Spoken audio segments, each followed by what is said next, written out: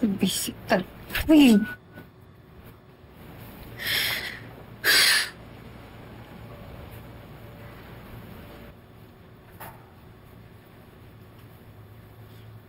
Uy, bakit yun pa rin ang suot mo? Tanghali na.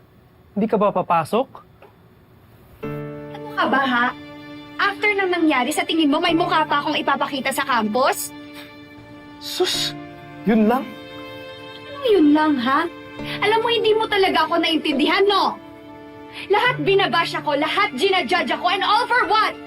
Because it's your fault! Sinabi mo kay Belle yung totoo. O, di ba? They're using it against me. Pinagchichismisan na ako. Tali, kung may kasalanan man ako, yun ang hinayaan kita magpanggap. Sana hindi na lang para hindi umabot sa ganito. Ang sabihin mo, buwisit ka lang talaga sa buhay ko. Alam mo, Tyrone, sana hindi na lang kita naging kapatid. Sana hindi na lang kita naging kambal. Okay lang. Magalit ka sa akin. Sanay naman ako eh. Huwag mo lang idamay ang pag-aaral mo.